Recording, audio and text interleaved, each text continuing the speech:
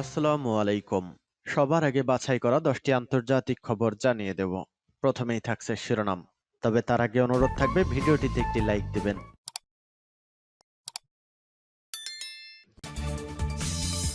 জানিয়ে দিব হাতে থাকা সর্বশেষ আপডেট আন্তর্জাতিক সংবাদ। প্রথমেই সংবাদ শিরোনাম। ৭২ ঘন্টায় 4বার হামলার কবলে মার্কিন রণতরী। এরপর জানিয়ে দিব ইসরায়েলের সমর্থন বন্ধ করুন, ইয়েমেনে হত্যা থামান, ট্রাম্পকে হুঁশিয়ারি ইরানের। এদিকে ইউক্রেনে হামলায় প্রস্তুত থাকা 6টি নিজস্ব ড্রোন ধ্বংস করল রাশিয়া। আরও জানিয়ে দিব গাজায় ইসরায়েলি বিমান হামলায় নিহত আরও 13। সর্বশেষ জানিয়ে দিব বিশ্বব্যাপী ইসরায়েল ও মার্কিন দূতাবাস অবরোধের ডাক হামাসের। এতক্ষণ শুনছিলেন সংবাদ শিরোনাম, এবারে বিস্তারিত। তবে অনুরোধ থাকবে ভিডিওটিতে একটি লাইক করবেন এবং কমেন্ট করে জানিয়ে দিবেন কোন জেলা থেকে আপনি আমাদের এই ভিডিওটি দেখছেন। 72 ঘন্টায় 4বার হামলার কবলে মার্কিন রণতরী। 72 ঘন্টায় 4বার হামলার কবলে পড়েছে মার্কিন রণতরী। ইয়েমেনের বিদ্রোহী গোষ্ঠী হুথিরা এ হামলা চালিয়েছে। বুধবার 19 মার্চ আল জাজিরার এক প্রতিবেদনে এ তথ্য জানানো হয়েছে। হুথিদের দাবি, লোহিত সাগরে অবস্থানরত মার্কিন যুদ্ধজাহাজগুলোর বিরুদ্ধে আরেকটি হামলা চালানো হয়েছে। গত 72 ঘন্টায় এটি তাদের বিরুদ্ধে চতুর্থ হামলা। হুথি যোদ্ধাদের দাবি অনুযায়ী তারা মার্কিন বিমানবাহী রণতরী ইউএসএস হ্যারি ট্রুম্যান এবং অন্যান্য জাহাজ লক্ষ্য করে ক্রুজ মিসাইল ও ড্রোন হামলা চালিয়েছে। হুথিদের সামরিক মুখপাত্র ইয়াহিয়া সারি এক বিবৃতিতে জানান, এই হামলায় ক্রুজ মিসাইল ও ড্রোন ব্যবহার করা হয়েছে। এটি ইয়েমেনে মার্কিন হামলা প্রতিহত করার জন্য পরিচালিত হয়েছে। তিনি দাবি করেন, এই অভিযান সফলভাবে তার লক্ষ্য অর্জন করেছে। সারি আরও বলেন, মার্কিন আগ্রাসন ফিলিস্তিনিদের প্রতি ইয়েমেনের অটল সমর্থনকে দমিয়ে দিতে পারবে না। তিনি সতর্ক করে দেন যে ইসরায়েল গাজার উপর হামলা ও অবরোধ বন্ধ না করা পর্যন্ত হুথিদের হামলা আরও তীব্র হবে। এর আগে হুথিরা ইসরায়েলের দিকে একটি ক্ষেপণাস্ত্র নিক্ষেপ করেছিল, যা জানুয়ারি মাসে হামাস ও ইসরায়েলের মধ্যে যুদ্ধবিরতি চুক্তি স্বাক্ষরিত হওয়ার পর প্রথম ঘটনা। এই ক্ষেপণাস্ত্র হামলার কয়েক ঘন্টা আগে ইসরায়েল গাজায় একটি আকস্মিক হামলা চালায়। এ হামলায় 400-এরও বেশি ফিলিস্তিনি নিহত হন। তাদের মধ্যে অনেক নারী ও শিশুও রয়েছেন। এই হামলার মধ্য দিয়ে যুদ্ধবিরতি চুক্তি ভেঙে যায়। ইসরায়েল দাবি করেছে যে তারা হুথিদের ক্ষেপণাস্ত্রটি তাদের ভূখণ্ডে পৌঁছানোর আগেই প্রতিহত করেছে। অন্যদিকে ইয়েমেনের স্থানীয় সংবাদ মাধ্যমে জানানো হয়েছে, গত কয়েক ঘন্টায় মার্কিন বিমান হামলায় ইয়েমেনের বিভিন্ন অঞ্চল, বিশেষত সাদা ও বন্দরনগরী হোদেইদাহ আক্রান্ত হয়েছে। ইসরায়েলের সমর্থন বন্ধ করুন, ইয়েমেনে হত্যা থামান, ট্রাম্পকে ইরানের হুঁশিয়ারি। মার্কিন প্রেসিডেন্ট ডোনাল্ড ট্রাম্পের সাম্প্রতিক হুমকির জবাবে ইরান তীব্র প্রতিক্রিয়া জানিয়েছে। ইরানের পররাষ্ট্রমন্ত্রী সাইয়েদ আব্বাস আরাঘচি যুক্তরাষ্ট্রের নীতির কঠোর সমালোচনা করে বলেছেন, ওয়াশিংটন ইসরায়েলকে সমর্থন করেছে এবং ইয়েমেনে হত্যাযজ্ঞ চালাচ্ছে। তিনি স্পষ্টভাবে জানিয়ে দিয়েছেন, যুক্তরাষ্ট্রের কোনো অধিকার নেই ইরানের পররাষ্ট্রনীতিতে হস্তক্ষেপ করার, কারণ সে যুগ 1979 সালে শেষ হয়ে গেছে। শনিবার 15 মার্চ মার্কিন প্রেসিডেন্ট ট্রাম্প ঘোষণা করেন, যুক্তরাষ্ট্রের হুথিদের বিরুদ্ধে সামরিক অভিযান শুরু করেছে এবং ইরানকে সতর্ক করে দেন যে হুথি সন্ত্রাসীদের প্রতি সমর্থন বন্ধ করতে হবে। ট্রাম্প আরও বলেন, তেহরান যদি যুক্তরাষ্ট্র বা তার নেতৃত্বকে হুমকি দেয় তবে কঠোর প্রতিক্রিয়া জানানো হবে।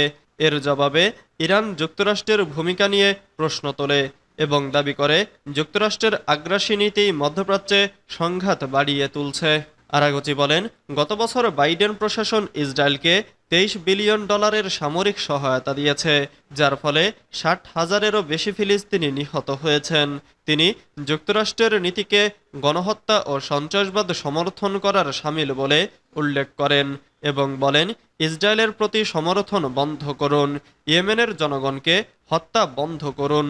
ইরান স্পষ্ট জানিয়ে দিয়েছে তারা যুক্তরাষ্ট্রের শর্ত মেনে নেবে না এবং নিজেদের নীতি অনুযায়ী চলবে। ইউক্রেনে হামলায় প্রস্তুত থাকা 6টি নিজস্ব ড্রোন ধ্বংস করল রাশিয়া। প্রেসিডেন্ট ভ্লাদিমির পুতিনের সঙ্গে মার্কিন প্রেসিডেন্ট ডোনাল্ড ট্রাম্পের ফোনালাপের পর ইউক্রেনকে হামলার জন্য আকাশে ওড়ানো 6টি নিজস্ব ড্রোন ধ্বংস করেছে রাশিয়া। বুধবার এক বিবৃতিতে রাশিয়ার প্রতিরক্ষা মন্ত্রণালয় এ তথ্য জানিয়েছে। রুশ সংবাদ মাধ্যম আরটি জানিয়েছে, ইউক্রেনের জ্বালানি অবকাঠামোতে হামলা বন্ধে পুতিনের নির্দেশ পালন করতে নিজস্ব ড্রোনগুলো গুলি করে ভূপাতিত করতে হয়েছে। গতকাল মঙ্গলবার ডোনাল্ড ট্রাম্পের সঙ্গে আলোচনার পর পুতিন এই নির্দেশ দিয়েছেন। ক্রেমলিন জানিয়েছে, ফোনালাপের সময় ইউক্রেন সংঘাতে ৩০ দিনের জন্য একে অপরের জ্বালানি অবকাঠামোতে আঘাত না করার ট্রাম্পের প্রস্তাব গ্রহণ করেছেন পুতিন। রাশিয়ান নেতা অবিলম্বে সেনাবাহিনীকে এটি মেনে চলার নির্দেশ দিয়েছেন। রুশ প্রতিরক্ষা মন্ত্রণালয়ের মতে, যখন পুতিনের নির্দেশ আসে তখন ৭টি রাশিয়ান আক্রমণাত্মক ড্রোন আকাশে ছিল। নিকোলায়েভ অঞ্চলে ইউক্রেনীয় জ্বালানি অবকাঠামোগত সাইটগুলো লক্ষ্য করে রাখা হয়েছিল এগুলো। পরে ক্ষেপণাস্ত্র ব্যবস্থার মাধ্যমে একটি যুদ্ধবিমান দিয়ে ৬টি ড্রোন গুলি করে ভূপাতিত করা হয়। এদিকে রুশ প্রতিরক্ষা মন্ত্রণালয় আরও দাবি করেছে, পুতিন ও ট্রাম্পের ফোনালাপের মাত্র কয়েক ঘন্টা পরেই ইউক্রেনের সরকার রাশিয়ার ক্রসনোদার অঞ্চলের কাবকাজাস্কায়া গ্রামে একটি জ্বালানি অবকাঠামোতে ৩টি ড্রোন দিয়ে ইচ্ছাকৃতভাবে আক্রমণ চালিয়েছে। গাজায় ইসরায়েলি বিমান হামলায় নিহত আরও ১৩। গাজার বেসামরিক প্রতিরক্ষা সংস্থা বুধবার জানিয়েছে, ফিলিস্তিনি ভূখণ্ডে মধ্যরাতে ইসরায়েলি বিমান হামলায় ১৩ জন নিহত হয়েছেন। সংস্থার মুখপাত্র মাহমুদ বাশাল এএফপিকে জানিয়েছেন, ইসরায়েল বেশ কয়েকটি বিমান হামলা চালালে খান ইউনিস ও গাজা সিটিতে ১৩ জন নিহত এবং নারী ও শিশুসহ আরও কয়েক ডজন আহত হয়েছেন। ইসরায়েল ও ফিলিস্তিনের হামাসের মধ্যে ১৫ মাসের বেশি সময় ধরে চলা যুদ্ধের অবসানের লক্ষ্যে কাতার ও মিশরের মধ্যস্থতায় ১৯ জানুয়ারি যুদ্ধবিরতি চুক্তি কার্যকর হওয়ার পর ইসরায়েল মঙ্গলবার গাজা উপত্যকায় সবচেয়ে প্রাণঘাতী হামলাটি চালিয়েছে।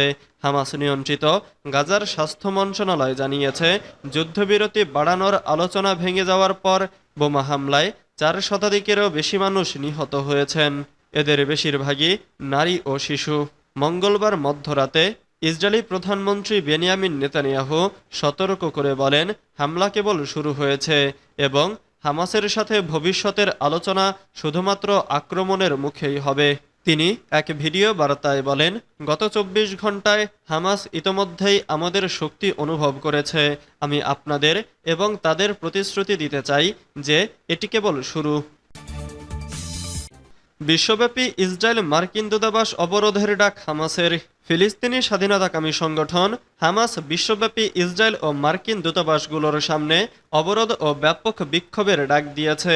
মঙ্গলবার প্রকাশিত এক বিবৃতিতে হামাস আরব ও মুসলিম বিশ্বসহ গোটা বিশ্বের মুক্ত চেতনাসম্পন্ন মানুষের প্রতি এ আহ্বান জানায়।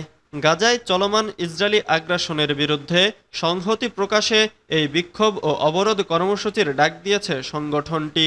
হামাসের অভিযোগ, দখলদার ফ্যাসিবাদী সরকার আবারও গাজায় বর্বর আগ্রাসন ও গণহত্যা চালাচ্ছে, যা মানবিক মূল্যবোধ ও ধর্মীয় আইন লঙ্ঘন করছে।